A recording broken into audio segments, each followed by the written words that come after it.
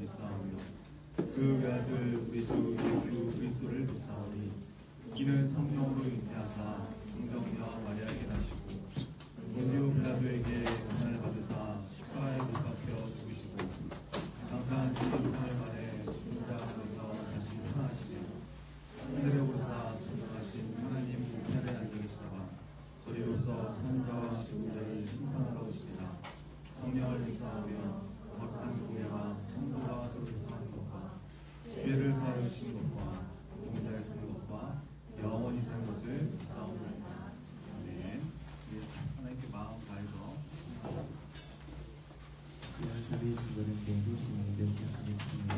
이제 1년의 마지막 달인 12월달이 왔는데 여태까지 한 해 동안 잘 지켜주시고 우리를 보호하신 하나님께 기쁨으로 찬양 올려드리겠습니다.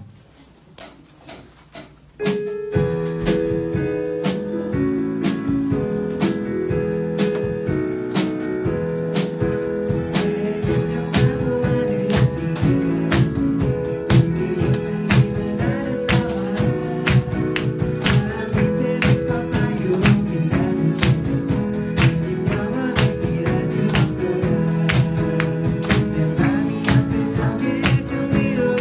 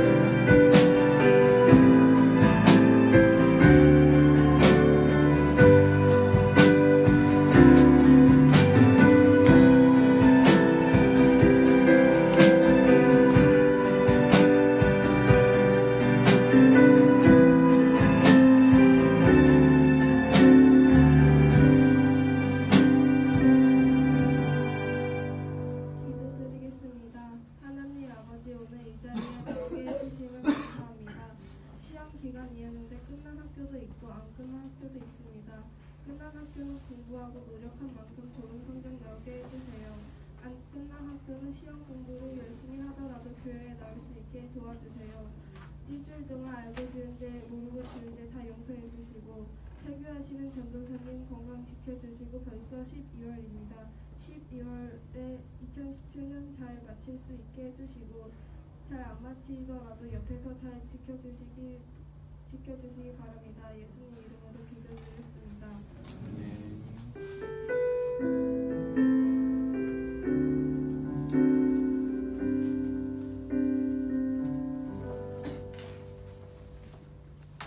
시간 준비해 신앙으로 드리면서 찬송과 함께 찬송을 드리겠습니다. 찬송 드리시겠습니다.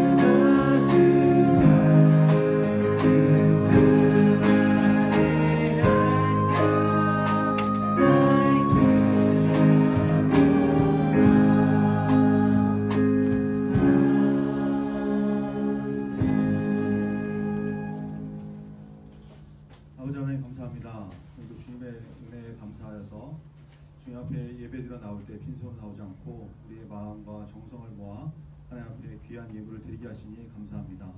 하나님 이 예물을 주님께서 기쁘게 받아주시고 우리의 마음이 담겨있는 예물 그리고 우리의 마음이 담겨있는 예배가 될 수 있도록 하나님 이 시간 붙잡아 주시옵소서. 2017년 한 해 지금까지 하나님께서 지켜주시고 동행하여 주심을 감사합니다. 하나님 이제 한 달 남았는데 올 한 해를 잘 마무리하는 우리 기도로 마무리하고 예배로 마무리하는 우리 중고등부가 다 되어갈 수 있도록 역사하여 주옵소서. 하나님 없이는 우리가 하루도 살 수 없다고 고백하는 사람들이 되게 하시고 그 고백이 입의 고백만 있는 것이 아니라 우리의 삶 가운데서도 늘 주님을 의지하고 하나님을 바라고 구하는 중고등부 다 될 수 있도록 붙잡아 주옵소서.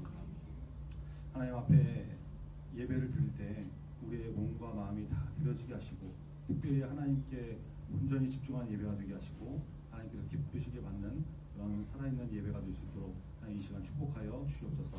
함께 하실 것을 믿습니다. 예수 그리스도의 이름으로 기도합니다. 아멘.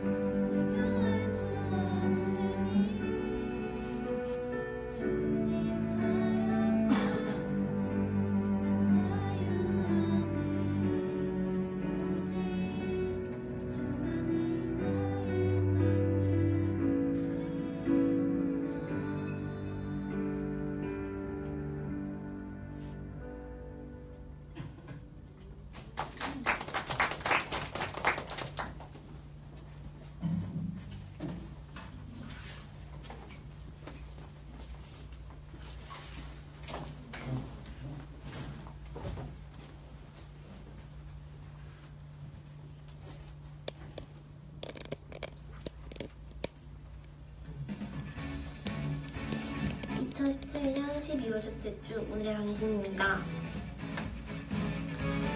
중고등부 총회 후보를 접수하고 있습니다. 몇몇 학생이 추천도 내고 지원도 했는데요. 함께 기도하며 관심을 기울여주세요. 카카오 그룹 온라인으로 공지된 접수 방법을 통해 접수해주시면 됩니다. 접수 마감은 12월 10일 주일까지입니다. 오늘은 12월 생일 축하하는 날입니다. 생일 맞은 분들을 진심으로 축하하는 중고동부 됩시다. 축하 메시지 용지가 현금함 위에 준비되어 있으니 작성하셔서 음모함에 넣어주시면 전달해드립니다. 여러분의 많은 참여를 바랍니다. 이번 달 성경 읽기 범위는 전도서 1장부터 12장, 그리고 아가서 1장부터 8장까지입니다. 매일 한 장 성경 읽기로 하나님의 말씀을 가까이 하는 12월 되시기 바랍니다. 예배 수서 담당자 명단이 주보에 기재되어 있습니다. 확인하시고 기도하는 마음으로 미리 준비해주세요. 오늘 예배 후에는 2017년 마지막 패키톤들을 나갑니다. 추운 날씨와 기말고사 시즌이 겹쳐있지만 해변에서 전도에 동참하는 청소년이 됩시다. 2017년 마지막 한 달입니다. 한 해를 마무리하며 특별히 중고동부를 위한 기도에 힘쓰는 12월이 되시기 바랍니다. 지주와의 뉴스 이다영입니다.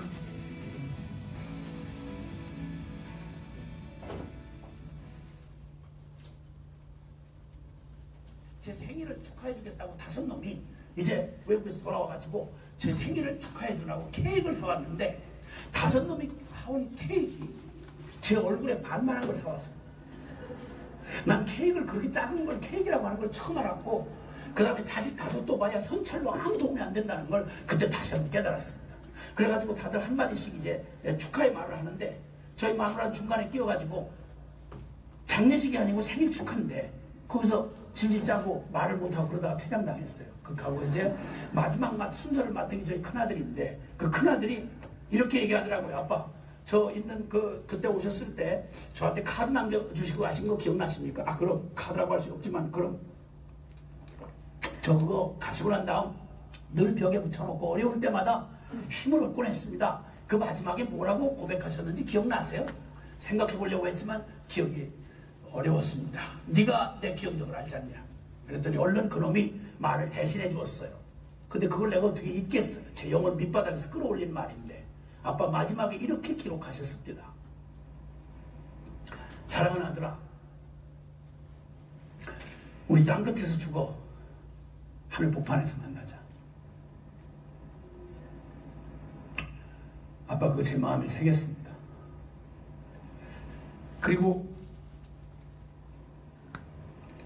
저의 장기 사역지를 위해서 기도하던 중에 전 세계에서 마지막 테러 국가라고 알려져 있는 그 민족 주님이 버리지 않으셨다고 말씀하시며 저에게 가라고 하셔서 그리로 가기로 했습니다.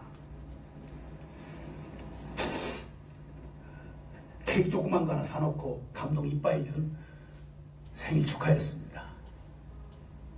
지금도 그 아들놈은 NGO도 들어갈 수 없는 가장 거칠다고 하는 그 지역에 지금 들어가서 며칠 전 긴급 기도 요청이 왔습니다. 갑자기 테러 부대가 옷을 입고 자기 그 복장을 하고 그리고 들이닥쳤노라고. 늘 하루하루 시간을 주님 손에 맡겨야만 하는 상황에 그래도 물러서지 않고 주님 앞에서 그 자리를 지켜주는 자식을 현장에 내보낸 우리 가족은 여러분 뉴스 볼 때 어떻게 보시는지 모르지만 저희는 지도를 펴놓고 나면 자식들이 나가 있는 나라가 먼저 눈에 띕니다. 그리고 여러분 주무실 때 그 나라에 쿠데타 일어났다 테러 일어났다 그러면 잠자기 어렵습니다. 하나님이 세상을 이처럼 당신의 아들을 갈보리 언덕에 매달며 내 이름도 달고 죽게 하신 주님은 예수 피가 있는 여러분의 심령에 눈을 떼실 수가 없습니다. 저의 생애의 복음은 이런 의미고 선교는 이런 의미입니다. 그리고 주님 앞에서 지금까지 살아왔고 앞으로 또 살 것입니다. 내일 보장된 거 아무것도 없습니다. 그러나 저에게는 가장 완전한 보장이 있습니다. 그건 바로 여호와 나의 목자시니 세상 끝날까지 너희와 항상 함께 있으리라. 이 버림받은 술집 아들 같은 저를 복음으로 만나주시고 저를 통해 얼마나 수많은 젊은이들이 얼마나 많은 민족이 얼마나 하나님 앞에 변화받고 뒤집어졌는지는 주님이 아시겠죠. 소망 없는 마약부터, 마약 환자로부터, 그리고 진짜 거칠던 조폭으로부터 해서 그냥 어린아이부터 노인에 이르기까지 이 무지한 자를, 소망 없는 자에게 주신 복음을 증거하는 곳마다 주님이 생명들을 변화시키고 그들을 바꾸어 그 가정이 바뀌고, 그리고 그 학교가 바뀌고, 그 민족에 영향을 가고, 하나님이 하시는 하나님의 지혜, 그것은 오늘 바로 우리가 여호와께로 돌아가는 것, 십자가 부활의 복음으로 돌아가는 그 길에서 주님 당신의 권능을 나타내실 것입니다. 종교개혁 500주년 우리가 돌이키고 회개하고, 우리 민족의 정치, 경제, 사회, 문화, 예술, 이 모든 교육, 이 모든 현장에, 여러분 거기에 모든 주역들은 사람들입니다. 여러분. 그 사람 바꿀 수 없는 복음이라면 우리는 희망 없습니다. 그러나 우리는 믿습니다. 이 복음이 바로 우리를 바꿔놓았지 않습니까? 이 복음이 바로 이 땅을 바꿔놓으실 것입니다. 이 복음이 바로 우리 민족을 바꿔놓으실 것입니다. 나는 오늘 이날 주님께서 다시 한번 500년 전 종교개혁에 횃불을 들게 하셨던 주님이 관용으로 알던 하나님을 생명으로 부딪힌 마틴 루터의 가슴에 불을 붙이던 하나님이 오늘 저와 여러분에게 식어진 우리의 가슴에, 그리고 복음 외에 다른 것에 마음을 팔았던 우리의 한국교회와 우리의 심령 안에 십자가 부활의 복음으로 다시 한번 우리의 심령을 두드리사 우리를 돌이키게 하실 주님을 찬양합니다. 할렐루야. 아멘.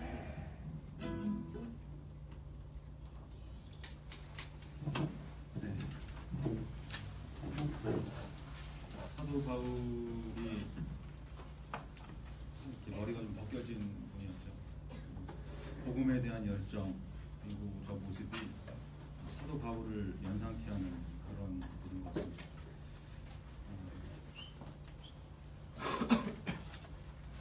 밖에 지금 비가 오네요. 오늘 나가서 피켓 전도를 하고 이렇게 한 해를 마무리하려고 했는데 참 이렇게 방해하는 세력들이 참 많은 것 같아요. 여러 가지고 전도하는 것을 방해하는 거 결코 성경의 역사는 아니죠. 우리는 저렇게 목숨 걸고 가서 선교를 하고 전도를 하고 복음을 증거하는 분들도 계시는데 어떻게 하면 우리는 그냥 좀 제껴보고, 비 오면 못하고, 추우면 못하고, 피곤하면 못하고, 참 여러 가지를 생각하게 하는 그런 주일인 것 같습니다. 여러분에게 복음은 어떤 것인지, 여러분에게 이 믿음은 어떤 것인지 좀 잘 생각해 보시고, 또 묵상하고 믿음 가운데 바로 설 수 있는 저와 여러분 됐으면 좋겠습니다. 우리 주보 한번 같이 보시죠. 네, 웨스턴민스터 소그리문답 47번인데요.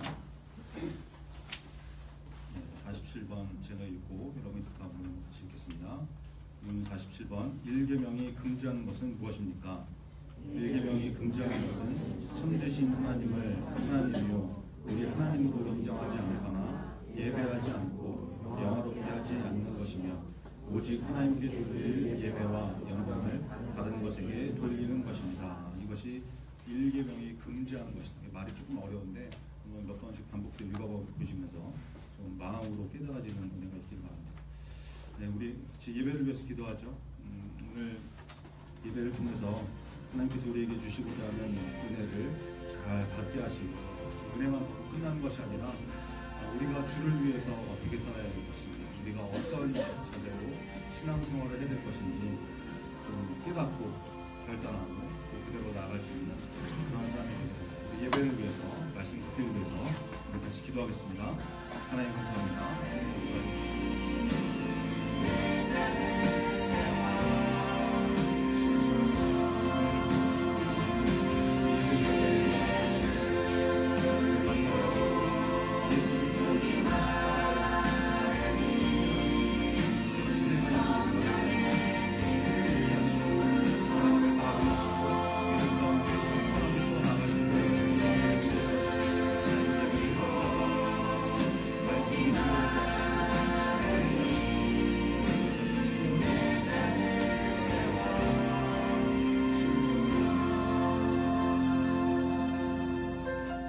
하나님 감사합니다.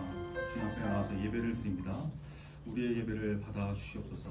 우리의 몸과 마음이 오직 하나님께 집중하는 예배가 되게 하시고 드려지는 예배가 되게 하시고 하나님께서 받으시는 예배가 될 수 있도록 하나님 붙잡아 주시옵소서.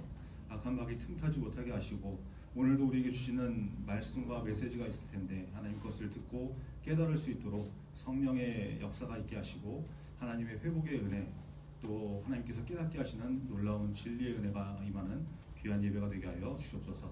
함께 하실 것을 믿습니다. 예수 그리스도의 이름으로 기도합니다. 아멘. 네, 오늘 주시는 하나님 말씀은 사도행전 27장 1절부터 11절의 말씀입니다. 27장 1절부터 11절입니다. 저는 한 절씩 보겠습니다. 사도행전 27장 1절부터 11절. 우리가 배를 타고 이달리아에 가기로 작정되매 바울과 다른 죄수 몇 사람을 아구스도대의 백부장 율리오란 사람에게 맡기니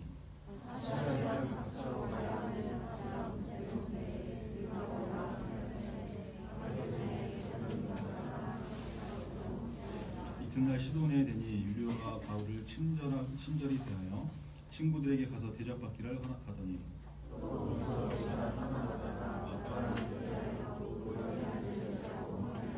길리기아와 밤빌리아 바다를 건너 루기아의 무라시에 이르러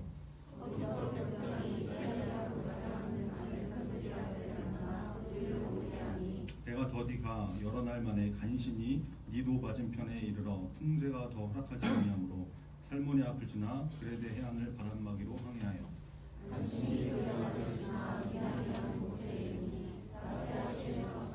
여러 날이 걸려 금식하는 절기가 이미 지났으므로 항해하기가 위태한지라 바울이 그들을 권하여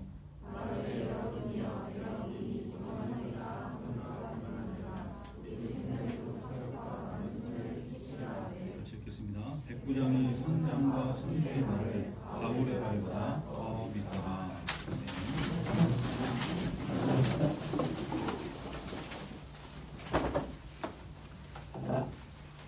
사도행전 27장 1절로 11절 말씀을 가지고 주일예배를 통해서 누구의 말을 더 믿는가, 누구의 말을 더 믿는가라는 질문에 하나님 말씀 드리겠습니다. 사도행전 31번째 시간입니다. 오늘 본문은 드디어 이제 바울이 로마로 이송되는 그런 장면이죠. 시작부터 굉장히 만만치 않은 그런 백기를 만나게 되는데 오늘 말씀 통해서 우리가 어떤 말에 귀 기울이고 어떤 말을 믿는 인생이 되어야 될지 잘 듣고 좀 깨달아서 하나님의 말씀을 온전히 믿는 믿음의 사람 되는 것 같기를 간절히 바랍니다.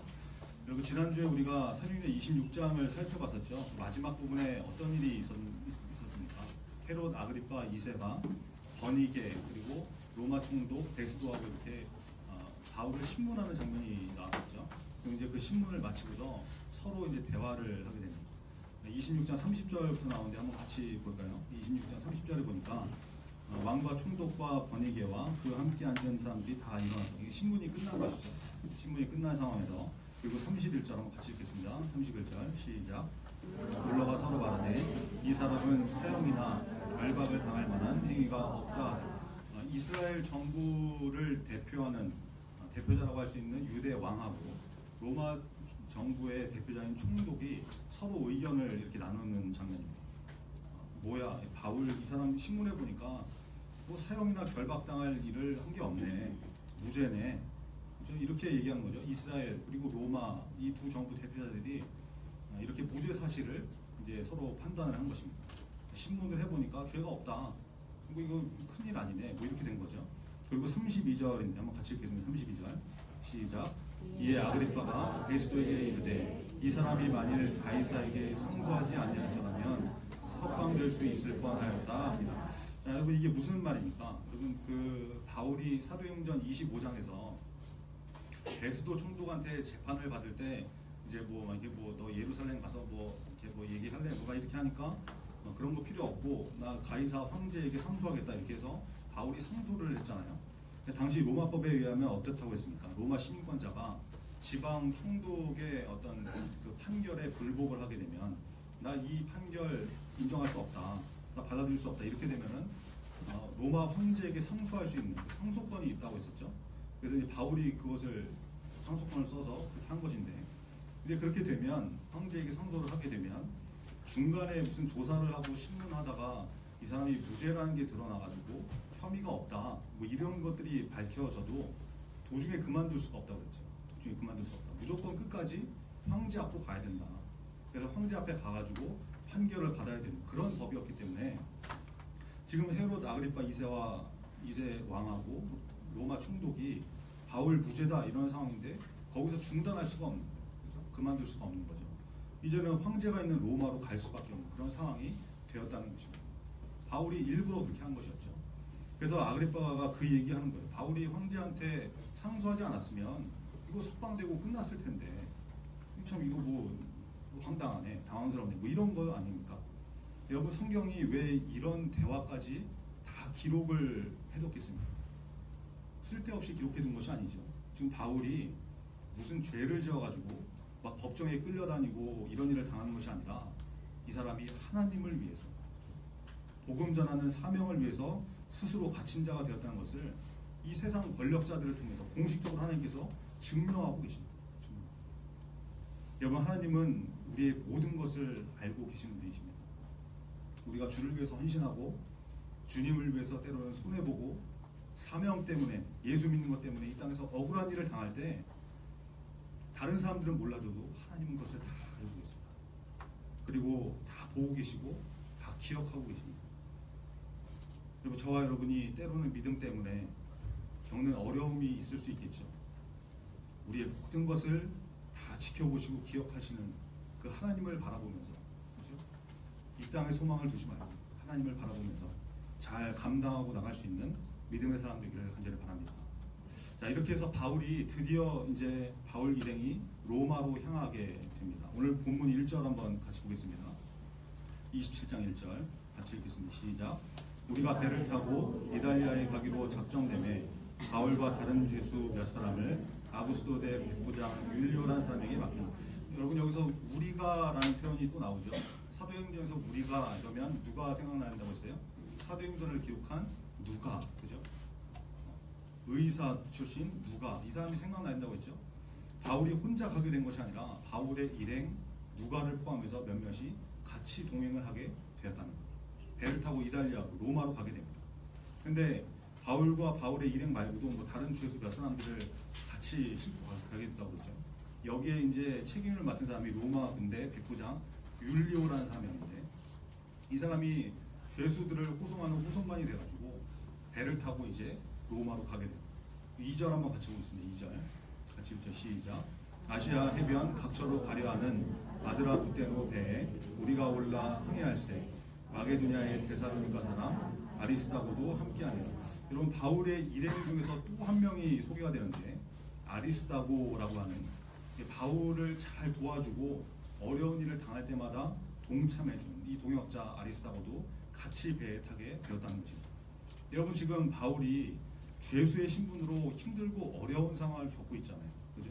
그럴 때 주님께서 동행하고 계시지만 함께 하시지만 주님뿐만이 아니라 주변에 함께하고 도와주고 힘이 되어주는 영적 동지들이 같이 있었다는 것이죠.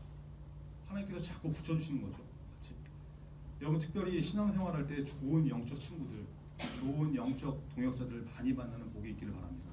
그게 굉장히 큰 복이에요. 굉장히 큰 복. 저는 어릴 때 군인 가족으로 자라가지고 거의 이렇게 막 2년에 한 번씩 2년 그러니까 물가시 들리는데 2년에 한 번씩 이렇게 이사를 다녔는데 그래서 이제 뭐 교회도 그렇고 뭐 학교도 그렇고 한 곳에 이렇게 오래 다니질 못했어요. 막 강원도 갔다가 뭐 경기도 파주 갔다가 서울 갔다가 이랬으니까 학교도 수시로 장학하고 뭐 교회도 옮겨 다니고 그러니까 이제 오래 두고 사귄 친구가 별로 없거든요.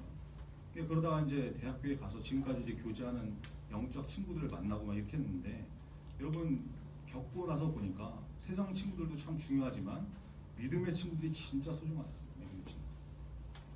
우리 중고등부는 되게 오랫동안 이렇게 어려서부터 신앙생활한 학생들이 되게 많지 않습니까? 뭐 10년 넘게 우리 교회에 있었던 사람도 있죠.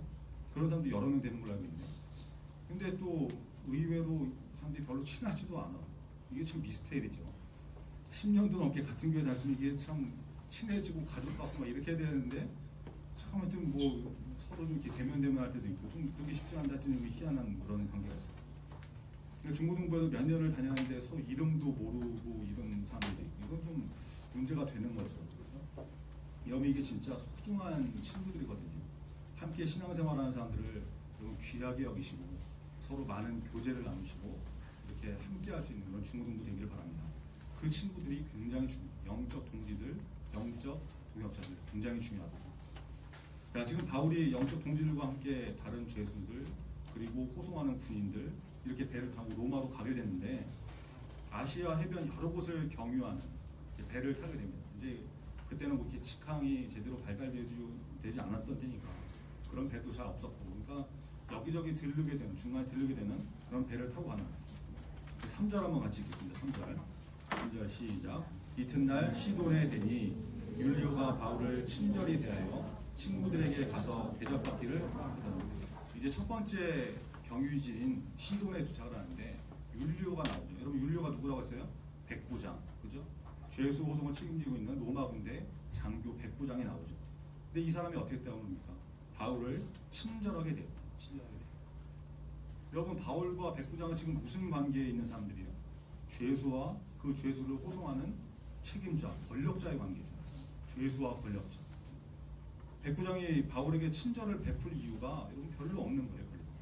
별로. 당시 기록에 의하면 로마 군인들이 상당히 난폭하기도 했고 거칠고 잔인했다고 나오거든요. 물론 뭐 이제 성경에 나오는 좋은 군인들도 있었죠. 고넬료라든지 뭐 예수님께 자기 종을 이렇게 살려달라고 나왔던 뭐 백부장이라든지 이런 사람들도 있었지만 일반적으로 보편적으로 봤을 때 자기들이 지배하는 식민지 백성들을 함부로 대하기도 하고 학대하고 이런 군인들이 굉장히 많았거든요.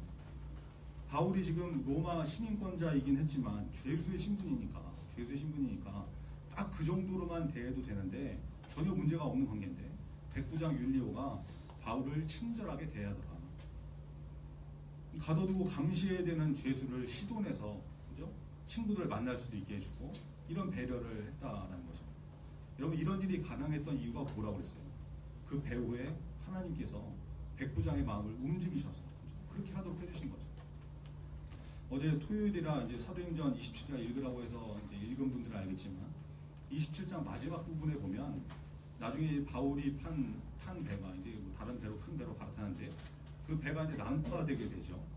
배가 깨져가지고 사람들이 다 탈출을 할 수밖에 없는 그런 상황이 됐는데 군인들이 그러는 거예요. 이제 어차피 죄수를 다 탈출하고 도망가 버릴 테니까 통제가 안 되니까 지금 다 죽여버리자. 도망가면 통제 안 된다. 이거 어떻게 하냐. 죽여버리자. 이러고 나오는데 백부장이 어떻게 합니까? 43절에 나오는데 한번 같이 볼까요? 사도행전 27장 43절 같이 읽겠습니다. 43절 시작. 백부장이 바울을 구원하려 하여 그들의 뜻을 막고 헤엄칠 줄 아는 사람들을 명하여 물에 뛰어내려 먼저 육지에 나가게. 이거 잘 보세요. 백부장이 바울을 살리려고, 그죠? 바울을 구원하려고 다른 군인들이 얘기하는 의견을 이렇게 막아버리거든요. 백부장이 바울에게 친절을 베풀고 친구들을 만나게 해주고 나중에 군인들이 죄수들 다 탈출하게 놔두느니 다 처형해버리자, 죽이자 이런 상황에 바울을 구원하도록 백부장이 전면에 나서지 않습니다. 여러분 이걸 도대체 뭐라고 설명해요? 설명이 안 되는 거죠. 하나님의 보호하심과 도우시는 은혜, 바울을 지키시는 하나님의 역사인 것이거든요. 여러분 이렇게 우리 하나님은 자기 백성을 보호하시고 지키시는 분이라는 것을 믿으시기 바랍니다. 하나님은 자기 백성을 눈동자와 같이 지키신다. 지금도 여러분이 학교에서나 직장에서나 여러분이 알게 모르게 누군가로부터 보호를 받게 하시고 선생님들과 친구들에게 또는 뭐 직장 상사들에게 인정받고 친절하게 대우받는 게 그냥 뭐 여러분이 잘나고 잘해서 물론 어느 정도 그런 것도 있겠지만 그래서 받는 것도 있겠지만 상당히 많은 부분이 하나님의 보호하심과 인도하시는 은혜가 있기 때문에 그거 받게 되는 거거든요. 여러분 그 은혜를 깨닫고 감사할 줄 아는 인생이 되어야 된다는 것입니다. 백부장을 통해서 바울을 보호하신 하나님이 저와 여러분을 지금도 지키시고 보호하신다는 것을 믿으시고 감사할 줄 아는 믿음의 사람 되기를 간절히 바랍니다. 자, 이제 바울이 탄 배가 여러 경유지를 거쳐가지고 계속해서 항해를 하게 되죠. 6절에 보니까 무라라는 곳에서, 무라라는 도시에 거기에 도착해서 알렉산드리아 배로 갈아타게 됩니다. 여러분 이 배는 이제 애굽에서 로마로, 애굽이라는 곳에서 로마로 곡물을 수송하는 곡식이죠. 곡식, 식량 이거를 수송하는 큰 무역선이었다고 그래요. 그러니까 사람도 많이 탈 수 있고 이제 27장 후반에 보면은 이 배에 몇 명이 탔었는지 승객의 숫자가 나오잖아요. 276명이 나오죠. 그러니까 그 정도 사람이 탈 정도면 굉장히 큰 배죠. 큰 배. 곡물이나 어떤 상인들이 팔 물건들을 실은 상선이었다라는 것입니다. 근데 여기에 이제 군인들이 호송하는 죄수들도 같이 타게 됩니다. 군인들도 타고. 실제로 이제 그 당시에 이제 지중해 지역에서 이제 해전이 많이 벌어졌어요. 배로 전쟁할 일이 많이 벌어졌기 때문에 군함이 그렇게 넉넉하지 않았다고 그래요. 그래서 이런 무역선이나 곡물 수송선 이런 일반 상선을 군대에서 계약을 해가지고 이제 비용을 얼마 지불하고 군인들을 호송하는 그 수송하는 선으로 쓰거나 죄수들을 호송하는 그런 일들이 굉장히 많았다고 그러는데, 근데 여러분 그렇게 되면 이 배는 이제 일반 상선이긴 하지만 군인이나 죄수들이 탑승을 했기 때문에 그 배의 지휘권을 누가 갖게 되냐면 함께 탄 군인들, 이제 지휘관이 갖게 됩니다. 무슨 말인지 알겠죠? 이제 군함은 아니지만 탑승한 사람들의 특성상 군인들이 그 배를 지휘하게 된다. 배를 조종하고 뭐 이렇게 운항하고 이런 것은 원래 선원들이 하는 거지만 중요한 결정, 뭐 방향을 결정한다든지 출발을 명령한다든지 멈추게 한다든지 이런 것들은 군인들이 그 결정권을 갖게 됐다는 거예요. 무슨 의미인지 아시겠죠? 이런 분위기 가운데서 항해가 계속되는데 바람이 만만치 않아서 간신히 그레데 섬 남단에 있는 미항이라는 곳에 이르게 됩니다. 미항이라는 항구에 이르게 됩니다. 이제 로마로 가기는 가야 되는데 배길이 상당히 나빠질 시기가 다가온 거죠. 여러분 우리나라에도 태풍이 오는 시즌이 있지 않습니까? 뭐 1년 12달 아무 때나 이렇게 10대도 없이 오는 게 아니라 태풍이 올 때가 있잖아요. 그렇죠? 여름 장마철이나 그렇게 태풍이 올라올 때가 있듯이 지중해 지역에도 항해가 어려운 시즌이 있었고 그때가 다가왔다는 거예요. 그래서 바울이 그동안 선교 여행을 하면서 여러 번 배를 타기도 했고 경험적으로나 시기적으로 이제 항해가 아주 험난하고 어려운 때가 될 것을 알았기 때문에 나서서 얘기를 하는 거죠. 바울이 그들을 권하여 10절과 11절 한번 같이 보겠습니다. 10절 11절 시작. 말하되 여러분이여 내가 보니 이번 항해가 화물과 배만 아니라 우리 생명에도 타격과 많은 손해를 끼치리라 하되 백부장이 선장과 선주의 말을 바울의 말보다 더 믿더라. 바울이 미항에 계속 머물자고 항해가 이제 굉장히 힘들어질 테니까 그런 험난한 시즌이 다가오고 있으니까 이대로 광해하자면 큰일 난다. 머물자고 얘기를 했다라는 거예요. 그런데 선장과 선주는 뭐라고 말을 했다는 것입니까? 뭔 소리냐? 괜찮다. 한낱 죄수가 떠드는 소리 때문에 우리가 여기 묶여 있어야 되냐? 몇 달을 묶여 있어야 되냐? 이게 말이 되냐? 내가 항해술의 전문가인데 괜찮다는 게 문제 없다. 여기에 계속 머물러 있으면 몇 달 동안 장사도 지연되고 손해가 얼마인데 빨리 가야 된다. 이러니까 이 배의 지휘권을 가지고 있던 백부장이 바울의 얘기도 들어보고 선장과 선주의 얘기도 들어보더니 결정을 어떻게 한 거예요? 백부장이 선장과 선주의 말을 바울의 말보다 더 믿더라. 어쩌면 당연한, 누가 봐도 타당한 결정을 한 거죠. 바울은 죄수이고 선장과 선주는 바다 이 항해의 전문가들인데 누구 말을 믿는 게 더 상식적인 거예요? 당연히 선장과 선주의 말을 믿는 게 상식적인 것이죠. 백부장이 지금 그 결정한 거죠. 그런데 여러분, 이 세상은 사람의 판단대로 움직여지는 곳입니다. 그런 곳이 아니지. 전문가의 의견이라고 해서 100% 신뢰하고 그것이 진리라고 말할 수 있어요? 그럴 수 없죠. 이 세상은 보이지 않는 하나님의 통치하심이 있는 나라거든요. 세상이거든요. 뛰어난 인물, 사람, 전문가, 그보다 더 뛰어나신, 비교할 수 없이 더 크신 하나님께서 그분이 주관하시는 세상이 바로 이 세상인데 백부장은 그걸 모르고 있는 거죠. 그래서 하나님의 사람 바울의 영적인 권면을 무시하고 상식과 세상 지혜를 붙들고 나가더라라는 것이죠. 그러니까 결국 어떻게 됩니까? 엄청난 어려움을 넘는 거죠. 그 자세한 내용은 이제 다음 주에 나누게 될 텐데 죽음 직전의 상황까지 내몰리게 됩니다. 여러분, 이 부분이 오늘 말씀의 핵심이면서 결론적인 메시지인데 백부장의 모습을 통해서 우리가 누구의 말을 더 믿는가, 이걸 점검해 봐야 합니다. 여러분, 이 세상은 눈에 보이는 것이 전부가 아닙니다. 눈에 보이지 않는 영적인 세계가 있거든요. 눈에 보이는 것, 보이지 않는 것, 그 모든 것을 주관하시고 통치하시는 분이 우리 하나님이십니다. 여러분 그거 믿으십니까? 그러면 여러분 우리는 세상 권리로 살아가는 사람이 되면 안 되는 것이거든요. 그런데 과학이 발달하고 이성이 중시되고 논리가 모든 것을 판단하는 기준이 되면서 교회 다니는 사람들, 예수 믿는다고 하는 사람들도 세상의 원리를 엄청나게 신뢰하는 세상이 되어가고 있다는, 세상의 원리를 무시하지 못해요. 여러분, 사람은 자기가 신뢰하는 대상의 말을 믿고 그 의견에 귀 기울이게 되어 있거든요. 여러분이 예를 들어서 기말고사를 보는데 수학 시험을 앞두고 있어요. 학교에 수학 시험을 출제하는 수학생이 계시고 그 선생님이 와가지고 문제를 알려주면, 얘들아 이번 시험에 이 문제 나온다 이러면 어떻겠습니까? 당연히 믿죠. 당연히 믿고 그 문제를 풀 수 있게 공부를 하겠죠. 근데 갑자기 수학생이 와서 그런 얘기를 했는데 잠깐 뒤에 영어쌤이 오더니 야, 이번 수학 시험에 그 문제 안 나와, 이거 나올 거야 이러고 다른 문제를 알려준다고 그러면 여러분 누구 말을 믿겠어요? 똑같은 선생님이지만 수학 시험을 출제하는 사람은 수학쌤인데, 그렇죠? 영어쌤이 아무리 수학 문제에 대해서 말을 하고 이래도 수학쌤 말을 믿지 영어쌤 말을 믿지 않을 거야. 두 분 다 선생님이지만 수학에 대한 부분은 수학쌤을 신뢰하기 때문에 수학생의 말과 의견을 더 믿을 수밖에 없는 것이죠. 비약적인 이해일지는 모르지만 무슨 의미인지 아시겠죠? 무슨 의미인지. 여러분, 그래서 내가 세상에서 말하는 것에 무게를 주는 인생인지 하나님 말씀에 무게를 주는 인생인지 잘 점검해 봐야 됩니다.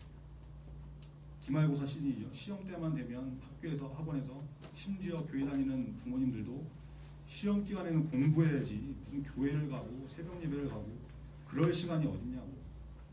남들은 뭐 코피 터지게 공부하고 있는데 어디를 시간 아깝게, 교회는 나중에 좋은 대학 가서 그때 교회 가면 된다고 이렇게 말하는 사람입니다. 그런데 성경은 엿새 동안 6일 동안 열심히 일하고, 여러분한테는 공부가 되겠죠. 열심히 공부하고 안식일 주일 거룩하게 지켜라, 하나님께 예배드리고 안식해라, 쉬어라, 그렇게 말씀합니다. 여러분, 어른들 중에는 이 말씀을 붙들고 주말에 장사해야만 살아갈 수 있는, 주말에 더 장사가 대박나는 음식점, 요식업계 이런 사장님인데 문 닫고 영업 안 하신 분도 계시거든요. 경제적으로 엄청난 성공을 감수하고 성경의 원리대로 하나님의 말씀대로 살려고 하는 그런 분들이 있어요. 여러분, 그러면 손해보고 망할 것 같죠. 주말에 매출이 얼만데 그 황금 같은 그 하루 그걸 포기하냐? 손해보고 망할 것 같죠? 그러나 여러분, 절대 그렇지 않습니다. 그 인생 망하지 않습니다. 오늘 예배 후에 피켓전도 나가려고 했는데 시험 기간이라고 해서 당연히 안 나가야지, 뭐 이런 사람은 아예 예배도 안 나왔겠죠. 그런 사람은 우리 중에 없겠죠. 예배도 안 나왔겠죠. 근데 한번 생각해보세요.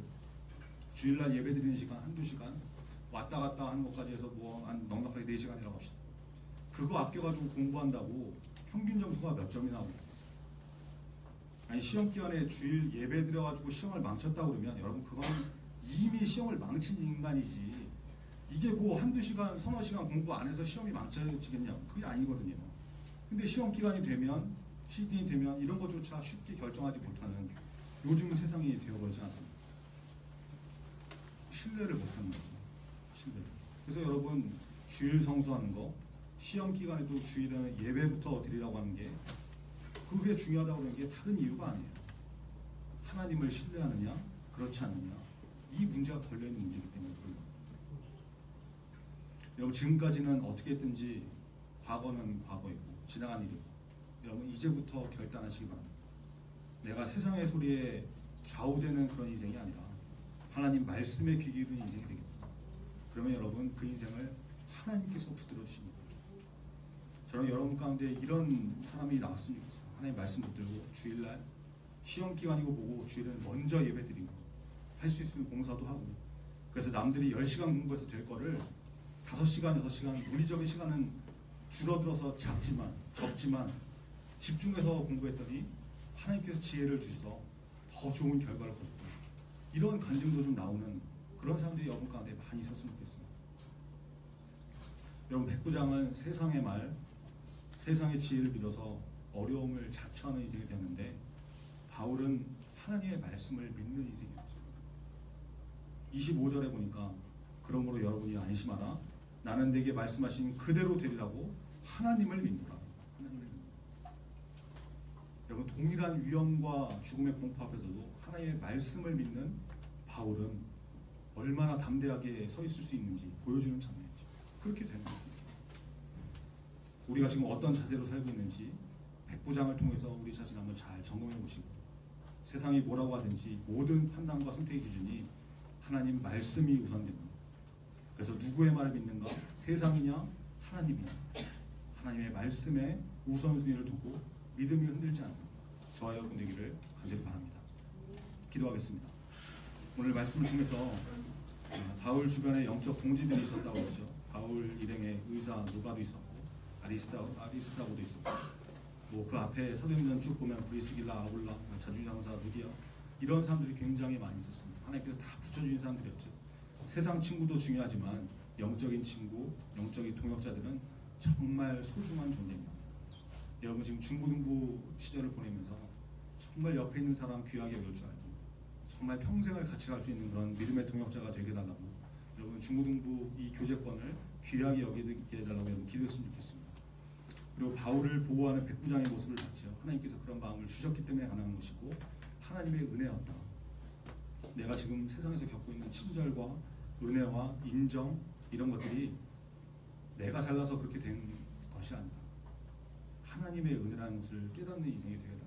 여러분 기도하는 우리가 됐으면 좋겠습니다. 백부장이 바울의 말보다 세상 전문가였던 선장과 선주의 말을 더 믿었다고 하죠. 세상은 사람의 판단으로 결정되고 이끌어져 가는 것이 아니고 하나님이 주관하시는 것입니다.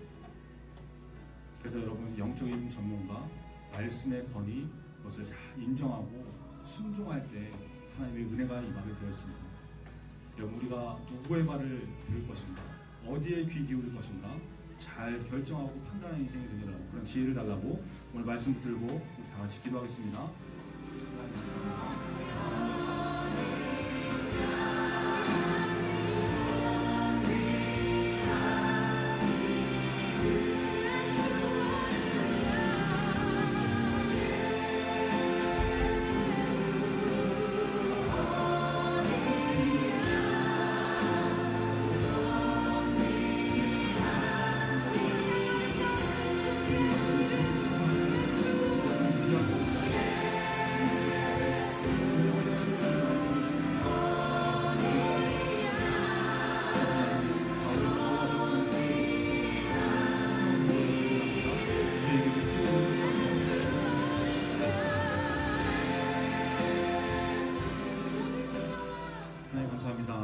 말씀을 통해서 바울 주변에 허락하셨던 영적 동지들을 바라봅니다. 힘들고 어려운 여정이었지만, 그런 사명의 길이었지만 그 주변에 돕고 함께 힘쓰는 영적인 동지들이 있어서 바울이 힘껏 하나님의 사역을 잘 감당했었다고 믿습니다. 하나님 우리의 인생 가운데도 좋은 교제권을 허락하시고, 특별히 우리 중고등부가 서로를 귀하게 여기게 하시고, 영적인 친구, 영적 동역자들을, 좋은 동역자들을 만나는 그런 인생의 시절을 맞을 수 있도록 축복하여 주시옵소서. 바울을 보호하는 백부장의 모습, 하나님 그 말씀을 통하여서 그 배후에 하나님이 계셨음을 다시 한번 바라봅니다. 우리가 이 세상에서 겪고 있는 친절과 은혜와 인정들이 무조건 내가 잘나서 된 것이 아니라 하나님의 은혜가 깊이 배어져 있다는 것을 깨닫게 하시고, 그 은혜에 감사할 수 있는 우리 중고등부 다 되게 하여 주시옵소서. 백부장이 바울의 말보다 세상 전문가였던 선장과 선주의 말을 더 믿었다고 성경은 말씀하고 있습니다. 하나님, 세상이 볼 때는 바른 판단이었지만 영적으로 볼 때는 굉장히 어리석은 판단이었습니다. 세상은 하나님의 주관과 하나님의 이끄심으로 인도되는 곳이기 때문에 그렇습니다. 하나님, 우리의 그 믿음이 있게 하시고, 우리가 세상이 말하는 것에 귀 기울이는 인생이 아니라 하나님의 말씀, 하나님의 뜻에 합당한 인생이 될 수 있도록, 그 말씀에 귀 기울이는 인생이 될 수 있도록 하나님 우리를 붙잡아 주시옵소서. 그래서 우리의 삶의 중요한 결정들을 내릴 때마다 말씀이 기준이 되게 하시고 하나님의 뜻대로 살아갈 수 있는 우리 중고등부 다 되게 하여 주시옵소서. 예수 그리스도의 이름으로 기도합니다. 아멘. 하늘에 계신 우리 아버지여, 이름이 거룩히 여김을 받으시오며 나라의 마옵시며 뜻이 하늘에서 이룬 것 같이 땅에서도 이루어지이다. 오늘날 우리에게 영할 양식을 주시고 우리가 우리에게 죄 지은 자를 사하여 준 것 같이 우리 죄를 사하여 주옵시고 우리를 시험에 들게 하지 마옵시고 다만 악에서 구하옵소서. 대개 나라와 권세와 영광이 아버지께 영원히 있사옵나이다.